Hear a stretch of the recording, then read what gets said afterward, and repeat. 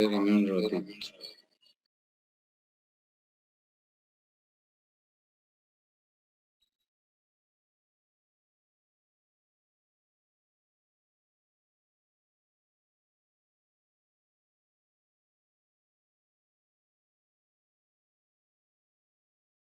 Ahora sí.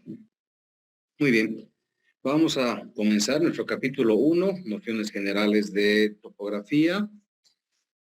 Y vamos a complementar con la parte de sistemas de posición geográfica.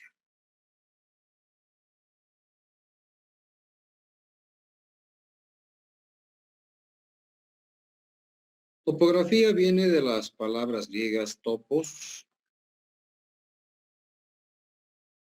que significa suelo, y grafos, que significa dibujo. Es decir, la topografía es el dibujo del suelo, básicamente. Esta ciencia topográfica está apoyada en otras dos ciencias muy importantes. Es decir, topografía no es una ciencia pura, sino es una ciencia complementaria de aplicación, que está apoyada en dos ciencias. La primera es geometrón, geo, tierra, metrón, medida, geometría, la medida de la tierra. Y la otra ciencia es trígonos, metrón, trígonos, triángulos, metrón, medida, trigonometría, la medida de los triángulos. Entonces, básicamente, para aprender topografía necesitamos dos ciencias básicas, que son la geometría y la trigonometría.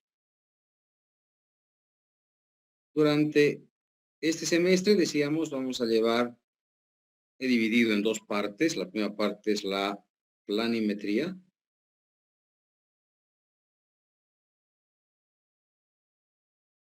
Y vamos a redefinir la topografía, que decía que era el dibujo del suelo, ¿verdad? Topografía.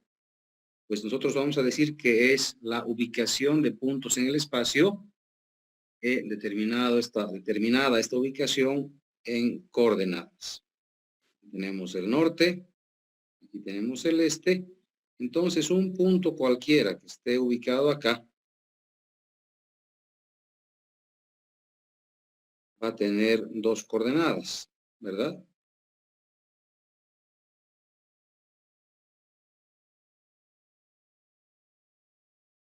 En este caso, una coordenada norte y una coordenada este. Exactamente igual como ustedes ya conocían en las coordenadas cartesianas. Un punto está ubicado en el espacio en dos coordenadas, X, Y. En este caso sería Y y X. O en algunos libros van a encontrar igual este norte, ¿sí? X, Y. ¿Sí? Lo mismo. Adicionalmente a esto, yo puedo trazar una línea recta acá, la cual se va a llamar distancia horizontal. Y puedo trazar acá un ángulo que parte desde el norte, y a este ángulo vamos a llamarle ángulo horizontal. Entonces el punto P también puede tener las coordenadas distancia horizontal y ángulo horizontal. ¿Está bien? Vamos a trabajar durante los primeros 2 meses del semestre, y los restantes 2 vamos a entrar a la parte de altimetría. En altimetría ya tenemos el trabajo con 3 coordenadas.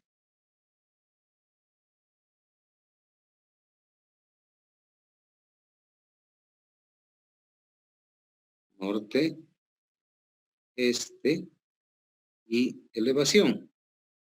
Aumentamos la elevación. Entonces podemos nosotros dibujar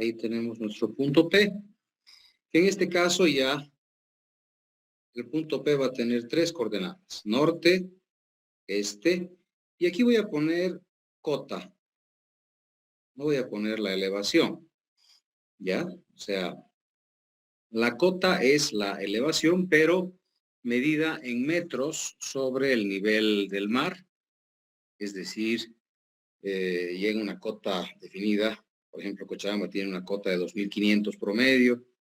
Entonces, la mayoría de los proyectos, la mayoría, no todos, la mayoría trabajan con cota. No trabajan con elevación, ¿ya?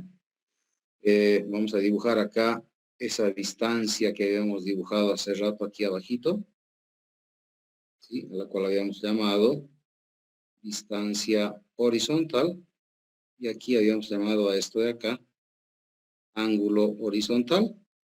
Entonces, de la misma manera, tenemos acá el punto P, como teníamos definido, con distancia horizontal, ángulo horizontal, y aquí se aumenta la cota, ¿verdad? Vamos a aumentar aquí una distancia que vaya al punto. Esta ya viene a ser, ¿sí?, una distancia inclinada, ¿sí? Y esto de acá viene a ser un ángulo vertical.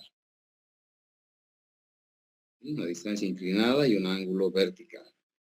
Entonces, basado en eso, tenemos que el punto P puede estar ubicado también por un ángulo horizontal, un ángulo vertical y una distancia inclinada. ¿Está bien? Entonces, fíjense, se ha complicado un poquitito el tema de la ubicación de los puntos en el espacio basada en la altimetría. En planimetría teníamos solamente la proyección en el plano horizontal, norte-este, pero al aumentarse la elevación, pues ya la forma de ubicar el punto en el espacio también se complica un poquitito más. ¿Ya? Bueno, esa es la definición de topografía, básicamente, lo que vamos a hacer nosotros durante este semestre. Vamos a ubicar puntos en el espacio y con esos puntos en el espacio vamos a hacer gráficas, ¿verdad? O sea, vamos a definir calles, avenidas, proyectos de vías, canales, todo basado en las coordenadas y puntos en el espacio. Recordamos a los estudiantes de que la metodología de enseñanza es la exposición dialogada, es decir, pueden ustedes interrumpirme en cualquier momento para hacer cualquier consulta, por favor, eso no molesta al profesor. Bueno, ¿cuál es la diferencia entre topografía y geodesia? Es muy importante hacer notar esta diferencia porque nuestra materia se llama métodos geodésicos. Bueno, el que le ha puesto ese nombre, lógicamente, no sabía nada de topografía. Cuando se adecue nuevamente el pensum, que cualquier rato se lo va a hacer, tenemos que ver de nombrar nuevamente nuestra materia y ponerle el nombre correcto, ¿no? Que es topografía. Porque sí hay diferencia, ¿no? A ver, ¿cuál es la diferencia entre topografía y geodesia? Vamos a dibujar primero un círculo. ¿Ah? Y vamos a tomar un pequeño delta de superficie lo más chiquitito que se pueda en relación al planeta. Es el radio del planeta. Y este pedacito de acá es el delta de superficie. Vamos a dibujar acá el delta de superficie un poquito más grande. Ahí digamos, está medio tan bonito. Tal vez. Creo que tampoco está. Dibujar a pulso en la pantallita no es tan fácil. Creo que hay un poquito. Ahí tenemos el radio. Ahí tenemos el radio. Y aquí tenemos un delta de superficie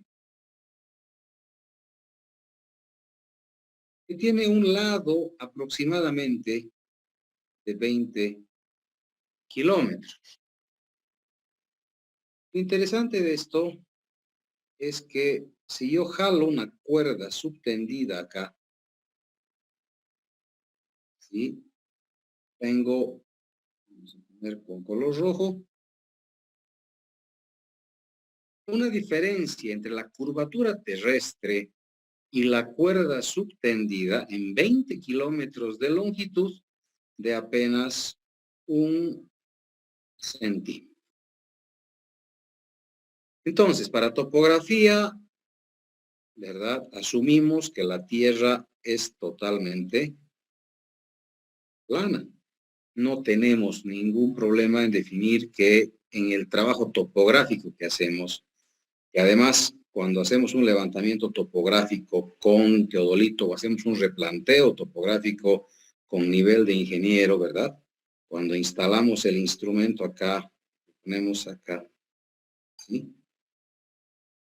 Y hacemos las lecturas correspondientes, la máxima distancia que yo tengo acá para hacer replanteos está entre 50 y 100 metros. El trabajo topográfico es en un área bastante pequeñita, ¿verdad? Entonces la Tierra, si en 20 kilómetros tengo un error de 1 centímetro con la curvatura terrestre, en un trabajo que haga de 50 a 100 metros, pues es absolutamente despreciable el error que pueda tener por curvatura terrestre. Bueno, acá hago un pequeño paréntesis para invitar a todos mis estudiantes a que hagan sus investigaciones, que las vamos a presentar los días jueves por un puntaje de 10 puntos que se va a sumar a su nota de examen. Si alguien saca un examen de 40 puntos, ¿verdad? Directamente esos 10 puntos van a ir a sumar al examen y ese examen de 40 se convierte en un examen de 51 que ya está aprobado, ¿verdad? Entonces sí ayuda bastante el tema de las exposiciones. Me preguntaba un estudiante igual si vamos a ir a campo, ¿verdad? El día que nos toca horario de campo. Como les explicaba la clase anterior, los campos son voluntarios.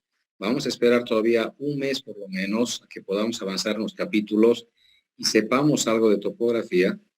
El campo docente lamentablemente no se puede hacer en el horario de campo docente. En ese horario vamos a hacer videos, vamos a aclarar dudas de todo lo que se está avanzando en cada capítulo y van a hacer ustedes la presentación de sus exposiciones, ¿verdad? ¿Por qué razón? Porque campo docente hacemos cuando se presenta un proyecto. Por ejemplo, hace un par de semestres o antes de que comience en realidad la pandemia, el último campo docente que hicimos fueron las visitas al proyecto del tren metropolitano. Nos mandamos una carta para que nos autoricen ir al tren metropolitano y comenzamos a ir a ver sus trabajos de replanteo, de hormigonados, de colocación de los rieles, zapatas, todo lo que han hecho en sus, en sus estaciones, ¿verdad? Entonces, no podíamos visitar en el horario de clases. Yo les mandaba una carta y la encargada, la licenciada Valeria, me escribía y me decía, pueden ir el día martes de 8 de la mañana a 2 de la tarde. Entonces, 8 de la mañana estábamos todos allá y nos quedábamos viendo el trabajo hasta las 2 de la tarde. ¿Está bien? Entonces, es voluntario el trabajo de campo, no es obligatorio, como les decía, y además no tiene calificación. Yo no puedo calificar al que vaya voluntariamente, ¿verdad? O sea, es un tema voluntario para aprender y mejorar el conocimiento topográfico. Entonces, esperemos un mesecito hasta que ustedes tengan ahí un conocimiento topográfico muy claro, o por lo menos algo claro, y de ahí vamos a comenzar a ver trabajos topográficos. Se les va a avisar dónde vamos a ir, y ustedes se van a registrar con su auxiliar y directamente nos encontramos ya en el proyecto, ¿verdad? Para poder aprender un poquitito más de la topografía, ¿ya? Eso como aclaración. Si quedan algunas dudas, me pueden preguntar cualquier cosa también en cualquier momento. Bueno, volviendo a nuestra exposición, decíamos, esa es la figura. ¿Por qué les decía esto en este momento? Porque esto Sí, pueden ustedes... una consulta, Inge. Disculpe. Sí, adelante, Marco. Los campos con el auxiliar, ¿tiene puntaje, Inge? Eso hemos explicado el primer día de clases. Ya expliqué la semana pasada la calificación. Está bien, Inge, gracias. Lo haré, ya tengo apuntado entonces. Gracias. A ver, me escribe un estudiante, dice que es si las notas de campo y proyecto se repetirán para los estudiantes repitentes. El campo sí se repite. Los que han hecho campo con docente, con su auxiliar, no tienen que repetir campo, sería muy pesado. Pero el gabinete sí tienen que prepararlo, sí tienen que hacer, porque el gabinete es un entrenamiento para el examen. Entonces, gabinetes sí tienen que presentar. Campos se convalida para que no vayan de nuevo, porque es un trabajo pesadito el de campo, ¿verdad? Aunque voy a hablar con el auxiliar, porque el semestre pasado no hemos hecho campo prácticamente, ¿verdad? Todo ha sido virtual, todo ha sido en casa, ha sido bastante complejo, ¿no? Han hecho simplemente trabajos en casa muy suaves, hemos reducido el trabajo de campo casi a un 20% de lo que se hacía, ¿verdad? Entonces, todavía no tenemos auxiliares oficiales en el grupo 1 y 2. Con ustedes está trabajando Eduard Paz, que es el auxiliar y hace varios años. Entonces, voy a hablar con los auxiliares para ver qué tratamiento se les va a dar a los que están repitiendo la asignatura, porque en realidad se convalida campo porque es pesado, porque van al campo a hacer un proyecto desde las 8 de la mañana hasta las 2 de la tarde muchas veces con el auxiliar, hacer los proyectos, se van al Cerro San Pedro, ¿verdad? Entonces es bastante pesado, pero el semestre pasado y creo que el anterior no ha habido campos por la pandemia. Hemos trabajado en la casa haciendo unos cuantos planos y nada más. Entonces ahora estamos volviendo a la presencialidad con campos. Entonces déjenme preguntar a los auxiliares, vamos a reunirnos para ver si realmente lo que se ha hecho en estos últimos 2 semestres se puede considerar como campo para convalidar, o vamos a ver qué cosas podrían aumentarse para los estudiantes que están repitiendo la asignatura. Ya entonces se les va a avisar durante el transcurso de la semana. Bueno, les decía justamente de que esto de acá pueden investigar, todo lo que vayamos a hablar pueden investigar. Tal vez algún estudiante revise esto con el radio de la Tierra, haga un análisis de curvaturas y me diga, no, ingeniero, se ha equivocado. No es 1 centímetro, es 1.1, digamos. Puede ser, ¿verdad?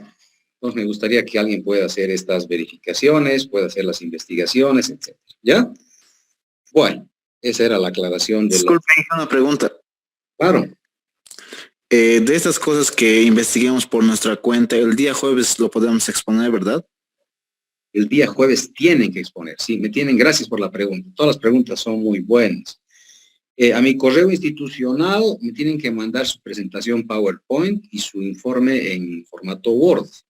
Yo lo reviso y ese rato les contesto por el correo igualmente si está bien, si está autorizado o si tienen que corregir, tienen que aumentar algo a su presentación.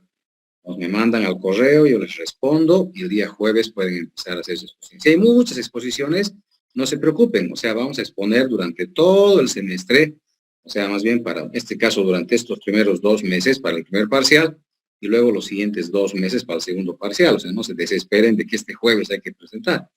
Entonces, los que puedan para este jueves, bienvenidos, y no el siguiente jueves y todos los jueves vamos a presentar, ¿está bien? Está bien, Inge, muchas gracias. Perfecto. Ahora vamos a hablar de lo que es la geodesia. Para el tema de geodesia, vamos a explicar lo que son las coordenadas astronómicas, también llamadas coordenadas geográficas. ¿Ok? ¿Qué son estas coordenadas? Bueno, en este caso, ahí tenemos el planeta. Vamos a dibujar los ejes como si fuera absolutamente circular. Sabemos que no es así, ¿no ve? El planeta tiene achatamientos, tiene irregularidades por la costra, ¿no ve? La costra terrestre, etcétera. Entonces, pero dibujamos así para un entendimiento mayor. Entonces, a ver, veremos cómo sale este dibujo.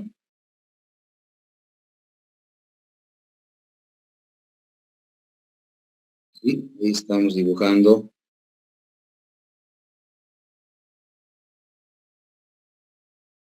No, dibujar solamente la parte de adelante, ¿ya? Ese es el círculo de mayor diámetro que tiene el planeta. Es el círculo del ecuador. A partir de ahí, los círculos se van reduciendo en diámetro. Círculos se van reduciendo en diámetro. Son círculos paralelos. Por eso estos de acá se llaman los paralelos. Y en el otro sentido, tenemos otros círculos, pero todos son iguales acá.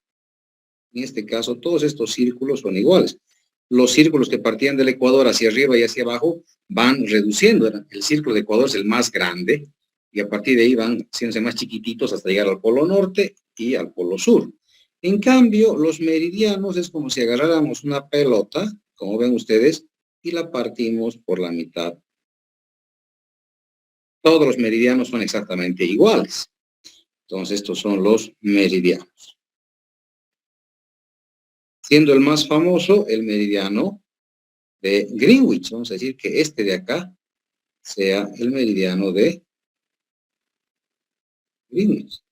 Entonces, todo lo que estamos hablando, decíamos, es sujeto de investigación. Alguien puede investigar por qué usamos el meridiano de Greenwich, a quién se le ha ocurrido estas coordenadas astronómicas, geográficas, desde qué años se utilizan.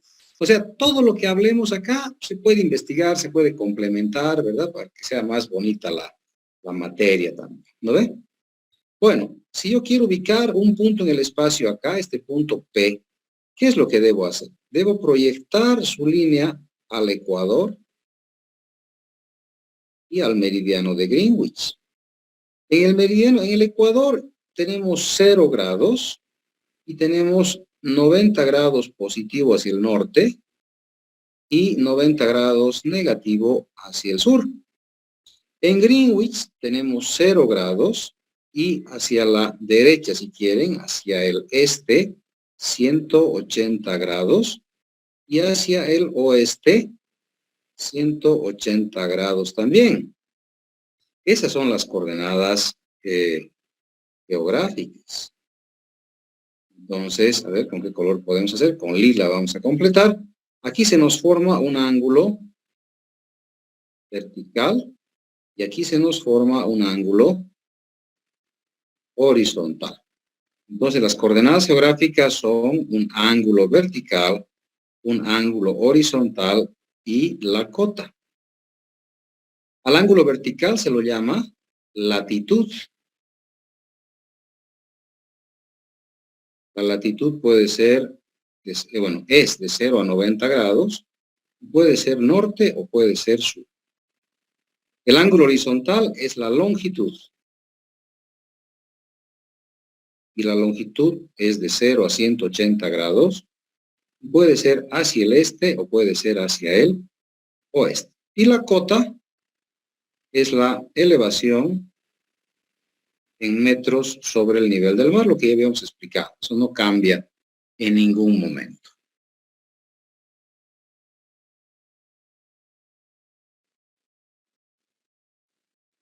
¿Está bien? ¿Alguna pregunta hasta acá? ¿Alguna duda tal vez?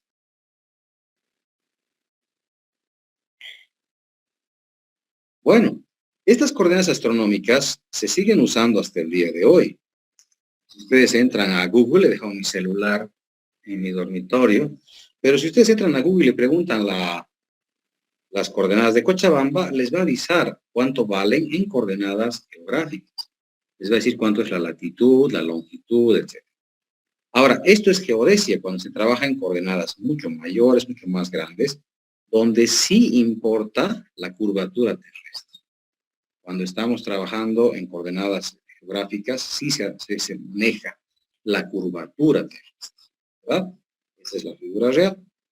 En ingeniería civil, para nuestros planos de ingeniería, no usamos coordenadas geográficas.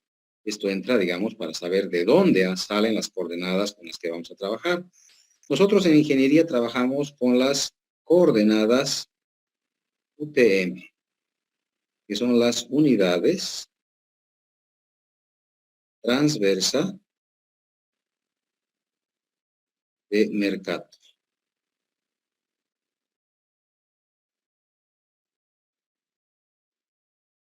Las unidades transversa de Mercator, con esas trabajamos acá.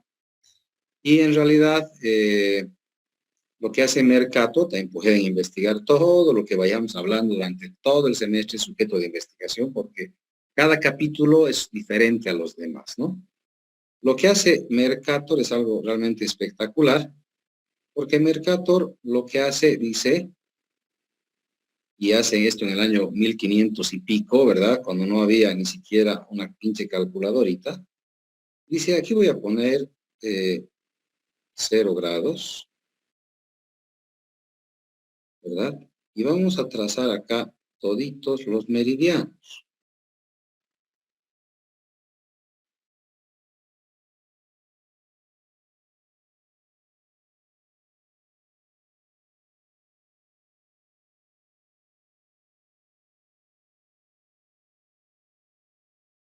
Entonces aquí va a ser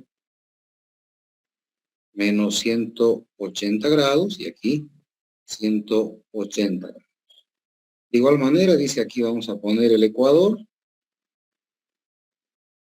Aquí va a ser 0 grados, pero no puede llegar hasta arriba porque, fíjense, todos los meridianos confluyen al mismo lugar acá, al polo norte, y aquí abajo al polo sur.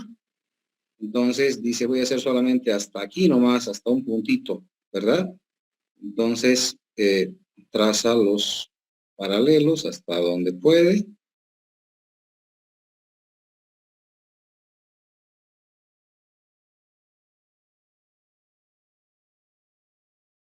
Si no me equivoco, está en su texto esto más clarito. Llega a 84 grados en la parte de arriba y 80 grados en la parte de abajo, ¿no? Entonces, lógicamente, aquí están los continentes, ¿verdad? Entonces, es algo espectacular porque él hace una proyección ortogonal de un círculo, cosa que es muy difícil de hacer. No es tan fácil, hay correcciones, etcétera, que eso vamos a ir viendo después. Pero Mercator hace esto hace más de 700 años atrás, una cosa espectacular, o 500 años atrás, no son 700, 500 años atrás. Bueno, pero ¿cuándo se le da el uso correspondiente a estas coordenadas? Porque estaban olvidadas. Se comienzan a utilizar en la Segunda Guerra Mundial. Los aliados entran acá y comienzan a escriben acá, ponen numeritos. 1, 2, 3, 4, 5, 6, 7, 8. La Segunda Guerra Mundial. ¿Para qué? Para que los alemanes no sepan dónde iban a atacar. Ponen C, D, E, F, G, H, I, J, K, L, etcétera, ¿no? Entonces, de esa manera comienzan a ubicar los puntos en coordenadas UTM. Por ejemplo, por acá es la K, vamos a trazar la K, la letra K, y por acá va a estar el 19, en ese cuadrito 19K, se llama la zona UTM, 19K es donde estamos ahorita en Cochabamba, la 19K. Cuando ustedes prendan el GPS, ¿verdad? Porque esto entra directo como una aplicación y uso del GPS, ¿verdad? Cuando prendan el GPS, pues directamente les va a decir, usted está ubicado en la zona 19K. Y de esa manera se ubica cada punto en el planeta con números y letras. Esa es la zona UTE. y directamente ya se eliminan, se convierten, porque esto de aquí era la longitud y esto de aquí era la latitud, ¿verdad? Sí, de claro. Claro, nuestro amigo Mercator lo que hace es plasmar en un rectángulo, ¿verdad? Lo que ya había, que eran las coordenadas geográficas.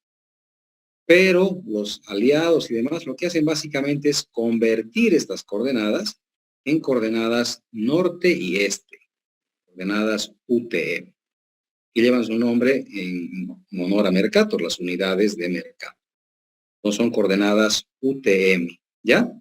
Bueno, vamos a, no sé si hay preguntas acá, tal vez.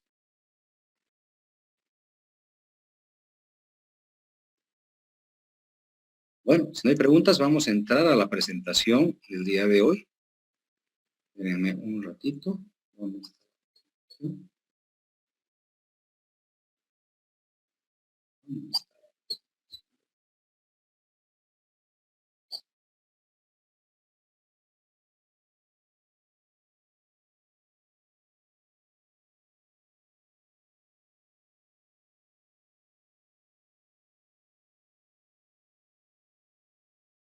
Bueno, desde el día de hoy hasta el día que se jubilen de la ingeniería civil, ustedes van a trabajar con el sistema de posicionamiento global GPS. Actualmente, pues todos conocemos lo que es el GPS, muy rara la persona que no conozca qué es el GPS, de dónde viene y cómo funciona. Tal vez no sepan cómo funciona, pero en los celulares ya hay GPS, ¿no?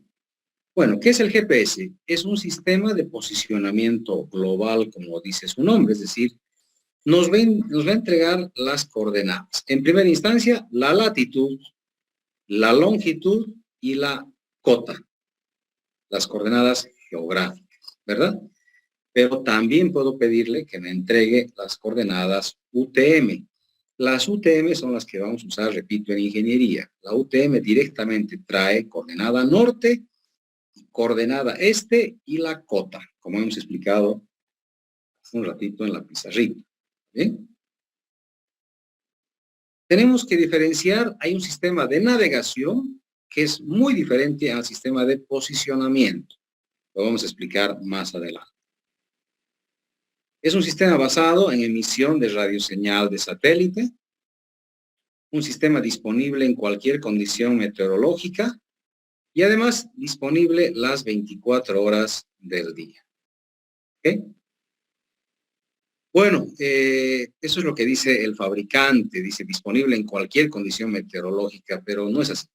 Cuando tenemos las nubes negras antes de una lluvia, ¿verdad? Esa nube negra cargada de agua lista para descargar, pues hay cierta afectación a la señal de GPS. Disponible las 24 horas del día, correcto. Fue diseñado por el Departamento de Defensa de Estados Unidos, ¿verdad? Desde 1973. Y esto basado en la guerra de Vietnam, ¿no? Entonces, los militares se perdían demasiado, no podían manejar planos, todo era una jungla verde, ¿verdad? Todo era monte y se perdían demasiado. Entonces, después de que al final pierden la guerra de Vietnam, deciden ver la manera de orientarse y alguien puede investigar esto también. A alguien se le ocurre pues crear el GPS o los satélites para que puedan dar la posición de una persona en cualquier lugar del planeta. Desde uso civil, o más bien, desde 1984 para uso civil sin ningún costo. Entonces, se utilizan los satélites, lógicamente, porque están a gran altura, pueden ver áreas bastante grandes del planeta y pues se puede trabajar en cualquier momento del día.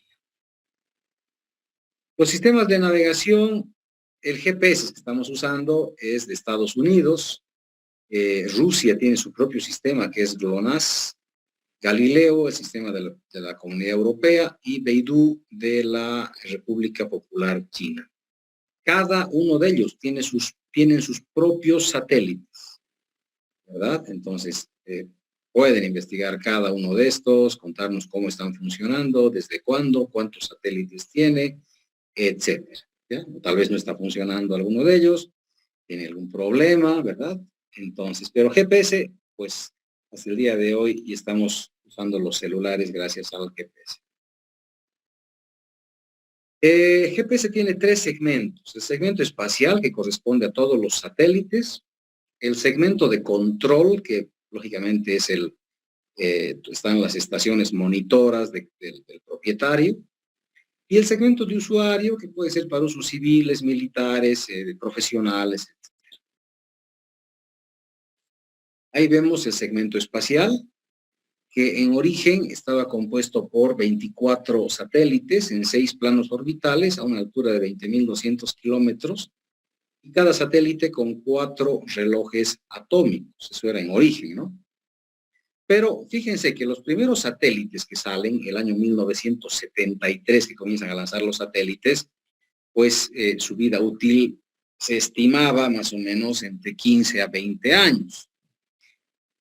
El GPS Block 2 son los segundos satélites que salen. El primero se lanza, fíjense, en 1989 y el año 1994 ya eran 24. Es decir, para 1994 ningún satélite de los GPS Block 1, que es la primera generación de satélites, estaba ya funcionando. Eran directamente basura cósmica, ¿no? A la fecha hay 31 satélites funcionales, pero han ido improvement, ¿qué es improvement en español? Han ido mejorando, ¿sí? Los satélites con el tiempo, ¿no? Entonces ahí tenemos, por ejemplo, el satélite GPS Block 2A, ¿sí? Fíjense que son diferentes, ¿no? Los diseños. Ese es el GPS Block 2R. Este era el último hasta hace unos años atrás. Era el 12, el 2F, ¿verdad? Un satélite bastante bonito, con vidas útiles, mucho mayores, ¿verdad? Las vidas útiles de estos satélites, pero ya ha salido el GPS Block 3. Creo que hay 2 de estos apenas en el espacio. El segundo se lanzaba el 2021. No sé si por el COVID se lo ha lanzado o no, pero supongo que sí. Los lanzamientos están proyectados, ¿verdad? Entonces, el conocimiento que tengo es que hay 2 Block 3. Tal vez alguien, si hace la investigación, nos puede contar cuántos realmente hay ahorita orbitando el planeta y de qué tipo es cada uno de los que están orbitando. Bueno, esta es la imagen que he encontrado, la más reciente, pero fíjense, es de 1998, para 27 satélites operacionales. Ahora hay, decíamos, más de 31. Entonces, nos muestra que hay satélites distribuidos, si quieren, en todo el planeta, ¿sí? Para poder tener la mayor cantidad posible. Antes, lo que se decía era que con 4 satélites teníamos precisión perfecta, pero cuando prendemos ahora el GPS, pues agarramos 8 satélites, ¿no? El segmento de control, pues, pertenece al propietario. Están sus estaciones monitoras encargadas de controlar las órbitas, calibrar los equipos, ver que estén funcionando bien, etcétera, ¿no? Ahí están las estaciones monitoras, ¿sí?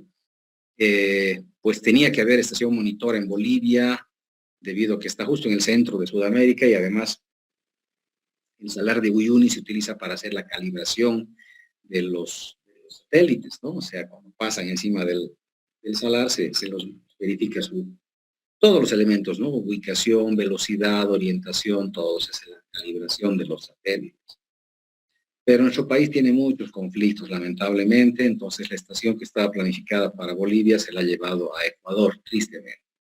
Hubiera sido muy lindo tener una estación, poder visitar en el Salar de Uyuni la estación monitora de control, pero pertenece al ejército de los Estados Unidos de Norteamérica, entonces es imposible tener acá, ¿verdad? Una estación del ejército norteamericano en nuestro país, pero en realidad es solamente para manejo de GPS. Lógicamente, sí, pertenece al ejército y se utiliza para fines militares también el GPS, entonces han decidido, para evitarse problemas, irse a Ecuador, ¿verdad? Pero no se olviden que casi todo se está moviendo ahora con GPS, o sea, hasta para pedir comida, por pedidos ya te hacen mandar la ubicación pues, GPS. Entonces las aplicaciones civiles han multiplicado a las aplicaciones militares, lógicamente, ¿no? Pero bueno, nuestro país es así nomás. Fíjense, esa es la distribución de las estaciones monitoras en todo el planeta, ¿verdad? Ahí está el detalle de todas las que tenemos, ¿no? Bueno, finalmente, el sistema de usuario, el segmento de usuario. Ahí están todos los usuarios, ven a un ingeniero trabajando con un GPS, es un GPS geodésico, va grande, ven a un militar caminando, ¿verdad? Un auto, sí, un barco, un avión, etcétera. Todo lo que sea orientación para cualquier tipo de función pertenece al segmento de usuario. Entonces, ¿qué hace el receptor, verdad? Identifica los códigos de cada satélite, determina las distancias, etcétera, y en base a eso hace los cálculos para obtener las coordenadas y presenta la información.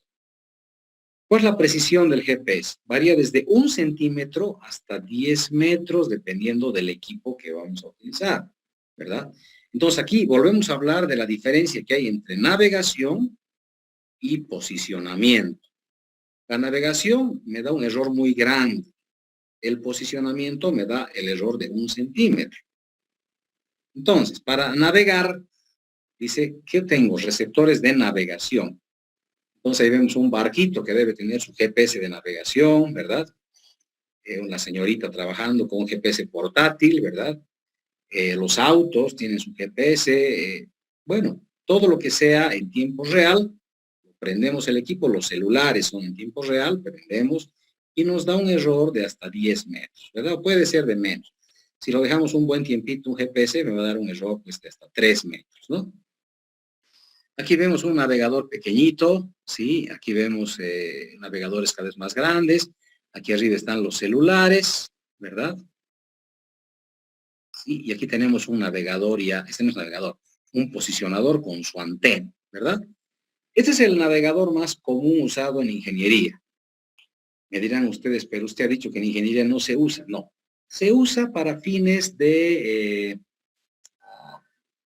relevamiento de sin importancia, o sea, para cosas preliminares, ¿verdad? No puedo hacer yo un plano topográfico usando un GPS navegador. No puedo hacer, ¿verdad? Este navegadorcito sí me ayuda. ¿Cuándo hemos utilizado esto? Cuando vamos a ver un proyecto, por ejemplo, de un canal, sabemos más o menos por dónde va a estar, vamos a buscar en los bancos de nivel, que son los puntos geodésicos, topográficos, ¿verdad? Para iniciar un trabajo topográfico, los bancos de nivel. Nos buscamos con este aparato, ¿verdad? Ubicamos en el cerro por donde va a ir el canal, de manera, diríamos, grosera. Si queremos ubicar ya los puntos de construcción, tengo que ir con mi equipo topográfico y sacar los datos de los bancos de nivel que se han conseguido con un receptor geodésico. Entonces, esto solamente es preliminar, ¿ya? No se utiliza de manera profesional. Este es otro tipo de navegador. Este es un navegador de automóvil, ya que me muestra los planos de la ciudad y te avisa, ¿no? Gira a la izquierda, gira a la derecha, etcétera, hasta que llegas a tu destino. Estas son las ventanitas y los puntos del GPS. Con uno parecido a este vamos a trabajar para ubicar los puntos muy sencillos, ¿verdad? De coordenadas. Ahí están las ventanitas que tiene el equipo, ¿verdad? Aquí vemos la ventanita 1 de la ubicación y la intensidad de la señal de los satélites. Aquí tenemos una de viaje que nos avisa las velocidades máximas, mínimas, etcétera. Aquí tenemos el mapa. Se puede cargar mapas, pero no como vemos en el caso de atrás, ¿no? No vamos a tener un mapa así como este, ¿sí? Algún rato se tendrá que tener para que sirva de dos cosas, o sea también un GPS de navegación para hacer, bueno, se hace mucho senderismo, se viaja, pero no tiene calles, ¿verdad? Tal vez se unan en algún momento los dos, de esa manera sea mucho más útil, ¿no? Tiene aquí la función brújula y fíjense acá las funciones que trae, son muy divertidas, ¿no? Bueno, caminos, rutas, carreteras, trae aquí arriba, abajo tiene el setup, proximidades a algunos sectores, calendario, alarma, calculadora, cronómetro, salida del sol y la luna, para cazar y pescar, ¿sí? y finalmente tiene juegos, ¿no? O sea, un jueguito. Esta es la pantallita, una de las, bueno, digamos la principal en este caso, que nos muestra dónde están ubicados los satélites. Yo estoy aquí parado en el centro, soy el punto central. Me dice cómo están los satélites ubicados encima de mi cabeza, ¿no? Aquí abajo me está avisando la intensidad de la señal del satélite y aquí están las coordenadas geográficas que acabamos de ver, ¿no? Y aquí me dice el error, más o menos 14 pies el error ahorita, ¿no? Un error bastante grande. Esta es la marca de waypoint cuando marcamos puntos. Puedo marcar y guardar puntos, ¿verdad? Me dice la fecha, me avisa la ubicación. Aquí debería estar la elevación. No sé por qué han puesto en blanco esto, pero aquí debería estar la elevación, ¿verdad? Y finalmente ponemos OK y se guarda acá. Aquí me avisa en caminos, tracks, cuántos he guardado, ¿verdad? Me dice tengo apenas un track guardado el 7 de noviembre. Me dice que he gastado 1% de la memoria y bueno, tengo 19 tracks sin usar. Ahora se puede usar muchísimos más, ya son ilimitados porque podemos poner una micro SD, una memoria micro SD pues de varios gigas y pues voy a poder guardar pues la cantidad que yo quiera. Aquí se ven las rutas, es muy interesante. Yo puedo guardar mi ruta. Si voy a hacer un campamento, voy a un campamento, entro con mi GPS, ¿verdad? Voy guardando los puntos y para volver, le pido volver por los puntos y me indica por dónde. Una maravilla. También me marca acá el perfil longitudinal. Me dice dónde he subido, dónde he bajado, etcétera, y me muestra cómo ha sido mi ruta en elevación. Bueno, esta es la pantallita del setup, ¿no?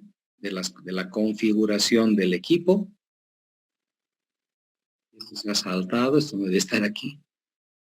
Bueno, en la dilución de precisión, ¿sí? Ya no hay tanto esto, ¿no? Antes cuando los satélites eran 24 nada más y no eran tan potentes, ¿verdad? Se hablaba de la mala, cuando estaban muy pegaditos entre sí, hay una mala precisión, ¿no? Pero fíjense, la cantidad de satélites que agarramos son demasiados. Entonces ya no hay esa dilución de precios. Bueno, para complementar el tema de la navegación, fíjense que se puede poner en algún zapato, algo que en caso de secuestros, ¿no? Nuestro país, por suerte, no es un país con muchos secuestros, creo, espero, ¿no? Pero hay países donde sí secuestran a la gente, entonces en el tenis, pues, para apretar un botoncito y prender en caso de secuestro. De la misma manera, robo de autos, sí, tenemos el GPS acá y se hace un tracking. Hay empresas que trabajan haciendo tracking con GPS. Nos dan un reporte de, por ejemplo, los hormigones. Aquí hemos trabajado en los pavimentos rígidos que hemos terminado recién con la empresa Campero. La empresa Campero en sus mixers tiene una etiqueta que dice equipo guiado por satélite, ¿no? Entonces, los trabajadores tienen que ir de un lugar a otro y ya saben dónde están yendo, por dónde están yendo. Sirve para guiar cuando se pierden también. Cuando estamos, llamamos a la oficina, ¿dónde está el mixer? Que no llega y tenemos que hormigonar. Entonces ese rato ven en el satélite dónde está y dicen, pucha, se ha equivocado, se ha perdido, se ha ido por otro camino. Entonces le avisan por dónde tiene que ir, etc. Entonces es muy interesante. Cuando roban autos, lógicamente se sabe dónde está el auto robado. Bueno, han aumentado las aplicaciones, ¿no? Actualmente tenemos pues los celulares ya con sistemas, hay programas específicos, los relojes también inteligentes tienen la opción de hacer ruta con GPS, entonces la tecnología ha aumentado y seguirá desarrollando cada vez más. ¿Errores puede cometer el GPS? Dice, sí, puede cometer errores, o sea, no sé tan graves como meterte al río, pero sí, en este último viaje que hice en febrero y marzo, ¿verdad? He estado viajando un poco, antes de carnaval y después de carnaval inclusive. Me fui un rato de eso a Potosí y el GPS me dijo, gire a la derecha. Yo le hice caso, giré a la derecha y era contrarruta. Todo el mundo venía en sentido contrario, no había una flechita que la alcaldía debería poner para indicar las rutas, ¿verdad? Pero bueno, yo di la vuelta siguiendo al GPS y entré en contraflecha, ¿verdad?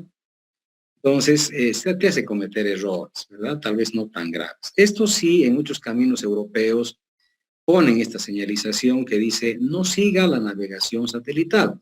porque te muestra una ruta para acortar camino tal vez, pero dice son vías angostitas donde no deben entrar camiones. Sí, a veces entra un camión y se queda trancado a media vía, porque no hay curvas, no hay radio de curva para que los camiones grandes puedan dar, o es muy angostita y quedan trancados, ¿no? Bueno, receptor geodésico, lo que hemos visto hace rato, hasta hace rato era la navegación. Ahora vamos a ver el posicionamiento y miren ustedes atrás en el fondo de la pantalla, eso es un receptor geodésico, es decir, un aparato bastante grande, bastante pesado, y el receptor que veíamos hace rato me da un error de hasta 3 metros. Este receptor geodésico que vamos a ver ahora me da un error de 1 centímetro, ¿no?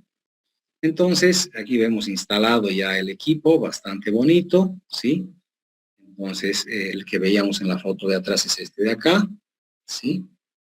Entonces, hay diferentes tipos, diferentes marcas, ¿verdad? Diferentes precios.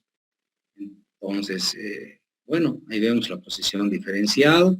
Se trabaja usualmente con 2 equipos para hacer una triangulación. Y bueno, dependiendo cuál utilicemos. El R3 era el más baratito y ese es el que teníamos en nuestra empresa. Lamentablemente, alguien lo hizo caer, se rompió la pantalla y no tuvo arreglo. Desde eso no hemos vuelto a comprar un GPS. Este aparatito nos costó $8,000, ¿no? Entonces, imagínense una caída, hemos perdido $8,000. Pero a medida que va subiendo la tecnología, va subiendo la inversión también, ¿no? El R3 era el que teníamos, pero fíjense, en su momento había hasta el R8. El R3 costaba $8,000 y el R8 costaba cerca de $35,000, ¿no? ¿Cuáles son las ventajas? Mucho el tiempo, ¿sí? Y la precisión. Con el R3 lográbamos un error de entre 1 a 2 centímetros. El R8, bueno, entre 1 a 2 centímetros el R3, pero con una lectura de 2 horas. El R8 me sacaba un error de 1 centímetro, ¿verdad? Pero con una lectura de 45 minutos, entonces un poquito más rápido, ¿verdad? Entonces seguramente alguien podrá investigar esto y contarnos qué modelos más han salido en los últimos años. Aquí tenemos diferentes tipos, ¿verdad? Diferentes tipos de colectores de datos. Algunos tienen ya entorno Windows, ¿verdad? Pantallas táctiles, son bastante bonitos. Traen programas, se puede hacer levantamiento topográfico con GPS, se puede hacer. Tenemos en la carrera un equipo de estos, pero no nos dejan usar, tristemente, ¿verdad? Y tengo entendido que lo han arruinado ya, ¿verdad? Pese a que nadie lo usa, entre comillas, ya está arruinado. Pero fíjese acá, dice levantamiento general, carreteras, túneles, ¿verdad? Ya viene con programitas básicos, ¿no? Entonces, si yo voy a hacer un levantamiento general, ¿qué es un levantamiento general? General Survey. Es un levantamiento de datos de cualquier cosa. Voy a levantar una calle, voy a levantar un lote para una casa, ¿verdad? Es un levantamiento general. Si pongo carreteras, el programa ya se pone listo para carreteras y te dice dónde vamos a partir, cuál es el banco de nivel de partida y de ahí comenzamos a arrastrar datos, ¿no? Túneles, como les digo, nunca he hecho túneles, pero imagínense, ya viene con un programa listo para túneles. Para medidas, ¿verdad? Se puede hacer las nivelaciones, para lotes, subdivisiones, calcular las áreas. Ya vienen con bonitos programas. Sí, aquí están sacando, por ejemplo, de un terreno, de fábricas, de calles. Ya se puede hacer levantamientos integrados, ¿verdad? El que tenemos en la carrera es parecido a este que está aquí a la derecha, ¿verdad? No tenemos con integración con estación total. Aquí vemos una estación total a la cual se puede integrar y se puede vincular el rover. Nosotros no tenemos esa opción. Nuestro rover es independiente, pero tenemos para poder trabajar, ¿verdad? Y hacer levantamientos. Entonces, una vez que está vinculado con el satélite y una vez que ya hemos logrado la precisión, podemos movernos con esta lancita que están viendo acá. Si bien aquí tienen la regla graduada por el tema de la altura, la elevación, entonces comenzamos a marcar los puntos que nos van a dar las medidas exactas, coordenadas X, Y, Z de cada punto, ¿verdad? Ya están conectadas por Bluetooth. Lo de aquí arriba es la antena nada más. Y aquí abajo está el colector de datos, ¿verdad? Entonces se vinculan por la antenita y se comienzan a guardar los datos, ¿no? Entonces aquí vemos el rover trabajando, ¿verdad? En este caso vinculado con una estación total acá. Aquí está el rover, se está moviendo, aquí está una lectura, aquí está la siguiente, aquí está la otra. Entonces puedo moverme y voy haciendo un levantamiento. Después se hace el postproceso. Llegamos a la oficina, sacamos el GPS, lo vinculamos a la computadora y tenemos todos los puntos que hemos levantado, como si hubiéramos hecho con un teodolito. Tarde o temprano el GPS va a llegar, como les digo, tarde o temprano va a llegar a reemplazar a los levantamientos tradicionales que hacíamos con teodolito, estaciones totales. Va a llegar ese momento con seguridad en los próximos 20 años, calculo yo, ¿verdad? Donde ya los teodolitos van a estar en el museo, ¿sí? Además, hay el postproceso con estaciones continuas. En Bolivia, fíjense, tenemos hartas estaciones continuas que pertenecen al Instituto Geográfico Militar. Es decir, yo puedo hacer un trabajo y puedo ir a la oficina del IGM a que me ayuden un poquito. ¿Te pueden ayudar? A hacer un levantamiento, ¿verdad? O sea, a mejorar tus datos, ¿sí? Aquí podemos ver también las estaciones CORS. Tenemos la más cercana aquí en la Universidad Nacional de Salta, una grande. Pero bueno, tenemos ya en nuestro país estaciones continuas. Antes no había, pero ahora sí podemos ir al IGM a que te ayuden un poco. ¿Cómo funciona el GPS? ¿Cómo determina la posición? En realidad genera una ecuación esférica. Es decir, el satélite con el receptor generan una ecuación esférica, ¿sí? Con un segundo satélite se genera una segunda ecuación esférica y ya se intersectan en un plano, ¿verdad? Y finalmente con un tercer satélite se genera una tercera ecuación esférica, ¿verdad? Y dice 3 esferas intersectadas en un punto, son 3 rangos para resolver latitud, longitud y elevación. Con 3 satélites ya se puede resolver, pero te piden que en lo medida de lo posible agarres 4 satélites. Y ahí podemos ver una imagen de las esferas completas con el planeta, ¿verdad? Y 4 satélites en su posición. Entonces, esa es la manera de encontrar la posición con las ecuaciones. Pero lógicamente han visto que cuando prendemos el satélite no agarramos 4, sino agarramos 8. No son 8 ecuaciones esféricas que me van a dar lógicamente mucha mayor precisión. ¿Cuáles son las fuentes de error del GPS? Bueno, la geometría de los satélites, tal vez que algún satélite esté un poquito descalibrado, retardos atmosféricos, relojes imprecisos, etcétera. Pero básicamente lo que más produce errores es el tema de la reflexión, ¿no? Rebota la señal en los hormigones, rebota en los metales y se distorsiona un poco por cuando tenemos líneas de alta tensión, etc. Entonces, lo que hay que hacer es esperar con mucha paciencia. El GPS te avisa cuánto de error tiene. Cuando prendemos un GPS de mano, ¿verdad? Me avisa que el error es de 64 metros, así, ¿verdad? Eso es gigante, pero te avisa. Hay que esperar que las ecuaciones vayan terminándose, ¿verdad? Vayan solucionándose y te va reduciendo el error, ¿verdad? El GPS de mano, el navegadorcito, llega hasta 3 metros cuando lo dejamos harto rato. Y el GPS estacionario, igual, cuando lo dejamos harto rato, estamos hablando cerca de 2 horas, pues logramos 1 centímetro de error. Bueno, ¿para qué usamos esto? ¿Para qué usamos esto? Para bancos de nivel.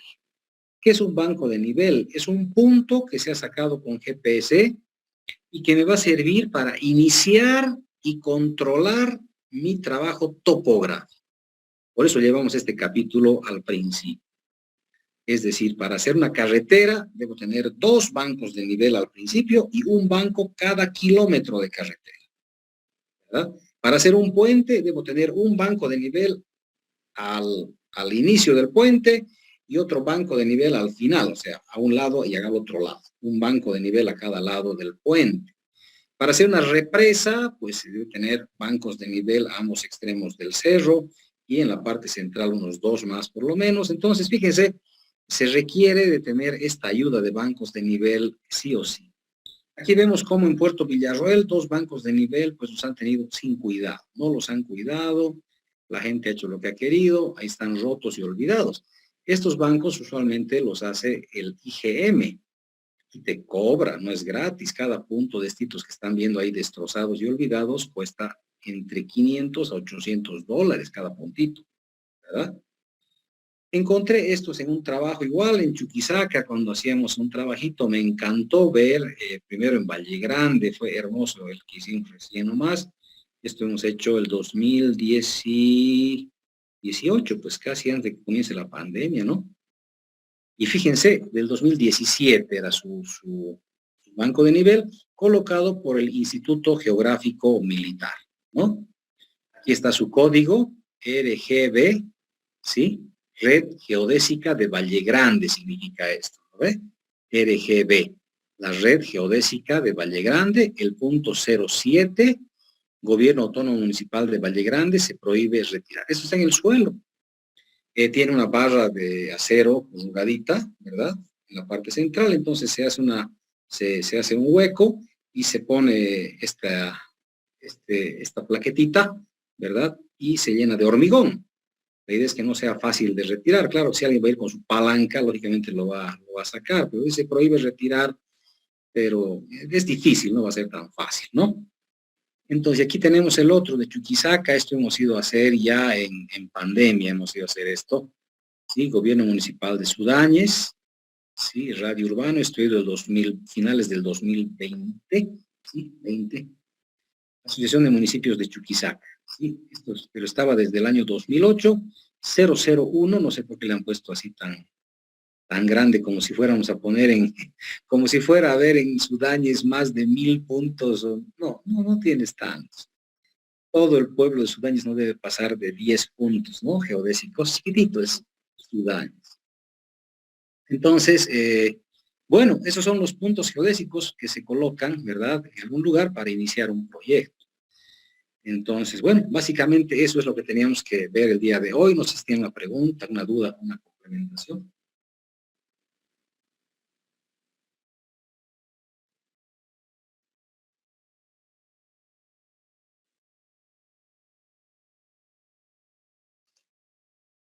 Hice una consulta. Aquí en Claro que sí. Cochabamba, como aquí puedo ver en comunidades hay, ¿no? Y aquí en Cochabamba, ¿en qué lugares podríamos tal vez ver nosotros estas plaquetas? Ya, perfecto. En realidad, toda la ciudad, tiene su red geodésica. Tengo un documento ahorita que me indica dónde están los puntos. Te lo puedo buscar para el día jueves. Pero en Cochabamba tenemos algunos puntos así georreferenciados con plaquetitas, pero la gran mayoría, al menos los que han puesto los de la alcaldía, no han puesto plaquitas, porque la gente pues le gusta llevarse recuerditos, ¿sabes? Entonces, en la mayoría de los bancos de nivel de Cochabamba son clavitos. Han puesto un clavito, ¿verdad? Ha entrado hasta adentro en una acera, por ejemplo, en la junta, han clavado el clavito y le han pintado la cabecita con una pintura rojita, ¿no? Entonces, la red geodésica de Cochabamba está totalmente establecida. Hace tiempo pedí a la alcaldía y les ha dado ataque de risa cuando les he pedido, ¿no? Porque dicen, no te podemos dar gratis, eso es absurdo. La alcaldía ha pagado por su red geodésica cerca a $40,000. Entonces yo les digo, pásenme pues, soy docente en la universidad, ¿no? No han querido, se han matado de risa. Pero tienen, toda la red geodésica está totalmente referenciada. Caminando te encuentras a veces puntitos geodésicos, pero en el centro de la ciudad no vas a ver básicamente así como se ve en Sudáñez, en Valle Grande, en otros lugares, porque la gente se los saca, ¿no? Pero han puesto clavitos y anotan, está en su descripción, dice, esquina San Martín, por ejemplo, uno ve la esquina de la San Martín y Ecuador, por ejemplo, ¿no? Dice clavito en la esquina sureste de la acera. Entonces, el topógrafo ya sabe, los topógrafos de la alcaldía ya saben dónde están haciendo recapados, por ejemplo, ahora de la zona central, ahora que están cambiando, seguramente han desaparecido la gran mayoría de estos puntos en el casco viejo, porque están cambiando las aceras, ¿no ve?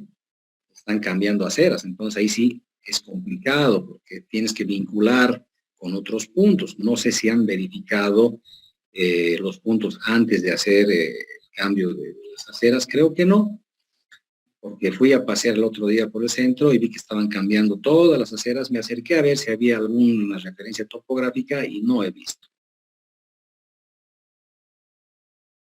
Entonces, ahí tienes que jalar puntos, se puede. hay que buscar de 1 kilómetro donde tengas un punto que nadie lo haya tocado y hay que avanzar con mucho cuidadito, ¿verdad? Hasta llegar a un punto donde quieres tener tu referencia y ahí puedes poner otro clavito, ¿verdad?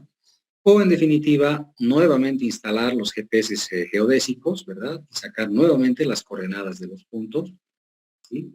Y pones un clavito donde estás, ¿no? Supongo que harán algo parecido. No he hablado con los topógrafos de la alcaldía para ver qué es lo que van a hacer. Pero he visto que están recapando algunas calles, están trabajando, ¿verdad? No sé cómo estarán manejando las cotas, pero sí tienen que manejar cotas. Se cometen muchos errores por el no manejo de esto. Pero fíjense que pueblitos tan chiquititos como Sudáñez, pueblitos como Valle Grande y demás, tienen su red geodésica y eso ayuda mucho, porque con red geodésica tú sabes dónde van las aguas, sobre todo, o sea, no pueden quedarse las aguas estancadas en las calles, ¿verdad? Sabemos cuál es la red geodésica. Y aparte de eso, las alcaldías tienen que diseñar su plan maestro de vialidad, cómo van a estar sus calles, y su plan maestro de drenaje. Es decir, ellos tienen que saber por dónde van las aguas. El día que se va a pavimentar una calle, no es pues decir, haga lo que usted quiera, no es así. Tienen que mostrarte el plan maestro de drenaje, cómo van las aguas. Van a bajar este lado, van a bajar a este lado. A veces tenemos doble pendiente. Entonces, bajen este lado y bajen este lado. ¿Hacia dónde mando las aguas, verdad? Entonces, todo eso se maneja con las cotas y con la topografía. Por eso les digo, el día de hoy estamos dando la bienvenida a las coordenadas UTM. El día jueves les voy a mostrar unos videos de trabajos con GPS y vamos a ver unos planos ya de GPS, o sea, con coordenadas UTM. Como les digo, desde el día de hoy que estamos dando la bienvenida a las coordenadas UTM, hasta el día que se jubilen de la ingeniería civil, pues van a trabajar con planos con coordenadas UTM. ¿Alguna pregunta adicional?